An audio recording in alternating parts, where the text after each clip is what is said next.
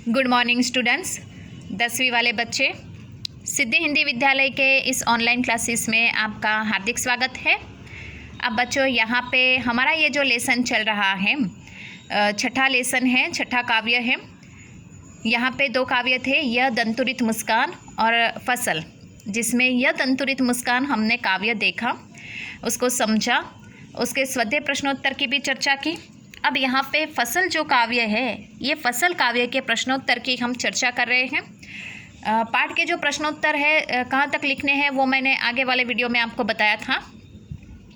अब यहाँ पे रचना और अभिव्यक्ति, ठीक है। तो रचना और अभिव्यक्ति में जो प्रश्न है बच्चों, ये सिर्फ मिट्टी के गुणधर्म को लेकर प्रश्न है, हम उसकी भी यहाँ पे चर्चा करेंगे, ठीक है। ये प्रश्न आपको, रचना और अभिव्यक्ति के प्रश्न आपको अपनी कॉपी में नहीं लिखने, जो स्वाध्याय के प्रश्नोत्तर जिसकी हमने चर्चा की ऊपर, वही प्रश्न उत्तर आपको अपनी कॉपी में लिखने। रचना और अभिव्यक्ति के प्रश्न फिर भी आप ध्यान से सुनिए, उसको दिमाग में उतारिएगा, ठीक है। अब यहाँ पे कवि ने फसल के हजार हजार खेतों की मिट्टी का गुणधर्म कहा है। उसके 4 प्रश्न यहाँ पे दिए गए हैं। चारों के चारों प्रश्नों को थोड़ा थोड़ा सा हम समझेंगे, ठीक है। तो उसमें पहला प्रश्न, मिट्टी के गुणधर्म को आप किस तरह परिभाषित करेंगे? मिट्टी के गुणधर्म को आप किस तरह परिभाषित करेंगे? तो उसमें हमें क्या लिखना है कि मिट्टी के जो गुणधर्म हैं, जैसे कि उसके खनिज पदार्थ, प्राकृतिक तत्व, पोषक तत्व, ये बहुत महत्वपूर्ण होते हैं। मिट्टी की उपजाऊ बनाने के लिए, अर्थात उसकी जो उर्वरा शक्ति है उसको बरकरार रखने के लिए, ये जो तत्व है ये ज़मीन के लिए अर्थात मिट्टी के लिए बहुत ज़रूरी होते हैं। एक अच्छी सी फसल उगाने के लिए ये तत्व अपनी महत्वपूर्ण भूमिका निभाते हैं। उदाहरण के तौर पर किसी राज्य में उसकी जो ज़मीन है जिसमें गेहूं होते हैं, तो दूसरे राज्य में अगर जाएंगे तो वहाँ की जो ज़मीन है वहाँ पे कोई और प्रकार की फसल जैसे कि चावल होते हैं। तो हर एक ज़मीन में जो मिट्टी होती है वो अलग अलग प्रकार की होती है, जो उस फसल के लिए ज़रूरी होती है, ठीक है बच्चों। ये मिट्टी के गुणधर्म, तो मिट्टी के गुणधर्म में मैंने आपको बताया उसमें कौन कौन से पोषक तत्व ये ज़मीन की उर्वरा अर्थात ऊर्जा शक्ति को बढ़ाते हैं और उसकी उपजाऊ शक्ति को यहाँ पे बरकरार रखने के लिए ये तत्व बहुत ही ज़रूरी है। कौन कौन से खनिज तत्व होते हैं, वो खनिज पदार्थ जो होते हैं, प्राकृतिक तत्व होते हैं, ठीक है ना, ये जो होते हैं ये ज़मीन के लिए, मिट्टी के लिए बहुत ज़रूरी होते हैं, ठीक है। उसके बाद दूसरा प्रश्न, वर्तमान जीवन शैली मिट्टी के गुणधर्मों को किस किस तरह प्रभावित करती है?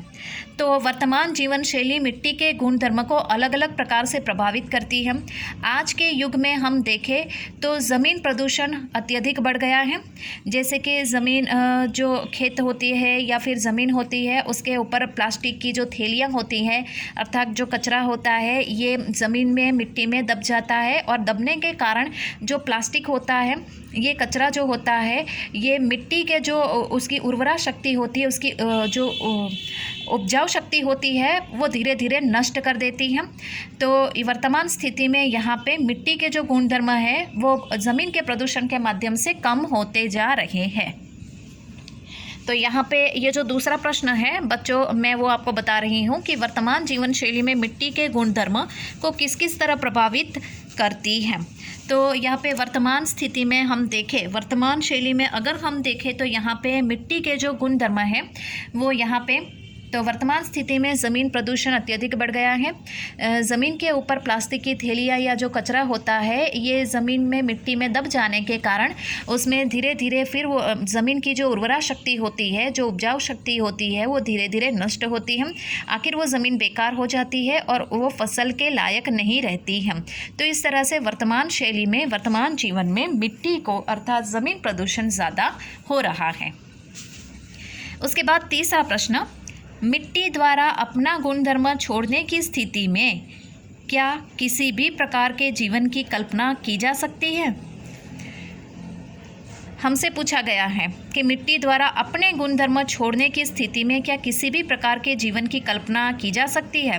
तो हमें लिखना है बच्चों इसमें इस तरह से, मैं समझा रही हूँ आपको कि मिट्टी द्वारा जो उसका गुणधर्म है अगर वो छोड़ा गया, अगर मिट्टी अपना गुणधर्म छोड़ देगी तो उसके बगैर एक फसल अच्छी नहीं होगी, और फसल अच्छी नहीं होगी, ज़मीन की उर्वरा शक्ति अर्थात उसकी उपजाऊ शक्ति अगर नष्ट हो गई तो उसके बगैर अच्छी फसल नहीं बन पाएगी, और अच्छी फसल नहीं होगी तो मनुष्य का जीवन नष्ट हो जाएगा। पृथ्वी पर रहने वाले सभी जीवों का जीना मुश्किल हो जाएगा। क्यों? क्योंकि मनुष्य का जीवन फसल के ऊपर आधारित है, और फसल के लिए मिट्टी का गुणधर्म होना बहुत ज़रूरी है। और मिट्टी के गुणधर्म अगर उसने अपना साथ छोड़ दिया, अर्थात मिट्टी के गुणधर्म नष्ट होने लगे, तो अच्छी फसल कर पाना मुश्किल है। ठीक है बच्चों, वापस एक बार दोहरा रही हूँ, ध्यान दीजिएगा। तीसरे प्रश्न का उत्तर, मिट्टी द्वारा अपना गुणधर्म छोड़ने की स्थिति में क्या किसी भी प्रकार के जीवन की कल्पना की जा सकती है। तो उसमें हमें लिखना है कि नहीं, मिट्टी द्वारा अपना गुणधर्म छोड़ने की स्थिति में किसी भी प्रकार के सजीवों की अर्थात जीवों की कल्पना नहीं की जा सकती, क्योंकि मिट्टी ने अपना गुणधर्म खो दिया, अर्थात मिट्टी के गुणधर्म नष्ट हो गए तो एक अच्छी फसल नहीं हो पाएगी। अच्छी फसल नहीं हो पाएगी तो मनुष्य का अर्थात सजीवों का यहाँ पे पृथ्वी पर जीना मुश्किल हो जाएगा। अच्छी फसल के लिए मिट्टी के गुणधर्म ज़रूरी होते हैं।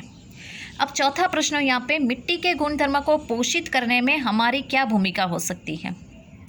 मिट्टी के गुणधर्म को पोषित करने में हमारी क्या भूमिका हो सकती है। तो मिट्टी के जो गुणधर्म है, जैसे गेहूं के लिए जो मिट्टी होती है ना, वो उसकी उपजाऊ उर्वरा शक्ति को बरकरार रखने के लिए हमें क्या करना चाहिए। तो इस तरह से हमें सोचना कि मिट्टी के गुणधर्म को पोषित करने में हमारी भूमिका यह हो सकती है कि हमें सबसे पहले तो ज़मीन प्रदूषण को रोकना है, जिसमें हमें प्लास्टिक की जो थैलियाँ हैं, जो ऐसा कचरा है, उसको डस्टबिन में डालना है या किसी और प्रकार से उसको नष्ट करना है। लेकिन अगर वो चीज़ें मिट्टी में दब जाएगी तो वो मिट्टी के गुणधर्म को नष्ट करेगी, जो हमें होने नहीं देना है। और ऐसा करके हम मिट्टी के गुणधर्म को बरकरार रख पाएंगे और अच्छी फसल ले पाएंगे। वापस दोहरा रही हूँ ये प्रश्न का उत्तर, मिट्टी के गुणधर्म को पोषित करने में हमारी क्या भूमिका हो सकती है। तो मिट्टी के गुणधर्म को पोषित करने के लिए हमें सबसे पहले ज़मीन प्रदूषण को रोकना चाहिए।